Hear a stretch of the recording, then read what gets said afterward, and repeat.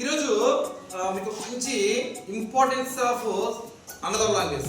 అంటే మన లాంగ్వేజ్ తో పాటు ఇంకొక కొత్త లాంగ్వేజ్ నేర్చుకుంటే ఎన్ని బెనిఫిట్స్ ఉంటాయో ఒక స్టోరీ ద్వారా తెలుసుకుందాం. చూద్దామా? అయితే ఒక బిల్డింగ్ లో, ఒక పెద్ద బిల్డింగ్ లో ఎలుకలు ఉన్నాయంట, ఎలుకలు, ర్యాట్స్. ఆ ర్యాట్ లో ఒకటేమో మదర్ ర్యాట్, 4 ఏమో బేబీ ర్యాట్స్ అన్నమాట. అంటే ఒకటేమో మదర్ ర్యాట్ అంటే తల్లి ఎలుక, ఇంకా మిగతా 4 ఏమో పిల్ల ఎలుకలు ఉన్నాయంట. అయితే హ్యాపీ ఎంజాయ్ చేస్తున్నాయి ఆ ఎలుకలు. దేంట్లో? ఆ ఇంట్లో ఫుడ్, డిలీషియస్ ఫుడ్, ఫ్రిడ్జ్ లో అన్ని తిని బాగా బలిస్తున్నాయి, ఫ్యాట్ గా అయిపోయినాయి అన్నమాట ఎలుకలు. అయితే ఇలా ప్లేయింగ్ ఎంజాయ్ చేస్తూ ఉంటే, సోఫాలో అటు నుంచి ఇటు ఎంజాయ్ చేస్తుంటే ఒకరోజు ఆ ఇంట్లోకి, ఆ బంగ్లాలోకి ఒక పిల్లి వచ్చింది. ఎవరు వచ్చినారు? పిల్లి వచ్చింది. పిల్లి మ్యావ్ మ్యావ్ అనుకుంటూ రాగానే ఆ బేబీ ర్యాట్స్, పిల్ల ఎలుకలన్నీ వాళ్ళ మదర్ దగ్గరికి వెళ్ళిపోయినాయి.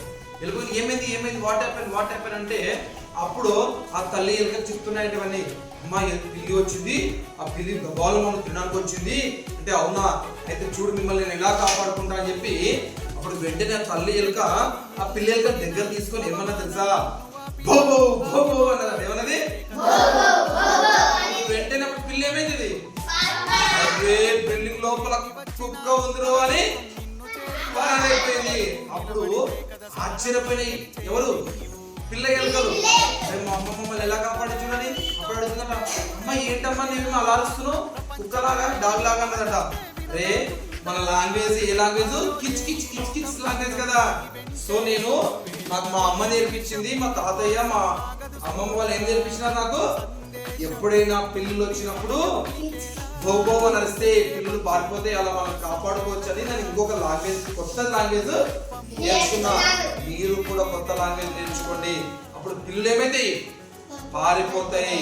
సో ఇప్పుడు మన తల్లి భాష అంటే కిచ్ కిచ్ సౌండ్ కొన్నిసార్లు మనల్ని కాపాడలేదు, కానీ ఒక కొత్త లాంగ్వేజ్ నేర్చుకోవడం వల్ల ఏ విధంగా అయితే పిల్లితో మనం కాపాడుకున్నానో, సో స్టూడెంట్స్ మీరు కూడా తెలుగు లాంగ్వేజ్ ఎంత ఇంపార్టెంటో, తెలుగుతో పాటు మనం ఇంకో కొత్త లాంగ్వేజ్ నేర్చుకోవడం వల్ల మనం ఎక్కడైనా వేరే టౌన్ కానీ, వేరే స్టేట్ కానీ, వేరే కంట్రీకి వెళ్ళినప్పుడు మనకు చాలా ఈజీ అవుతుంది.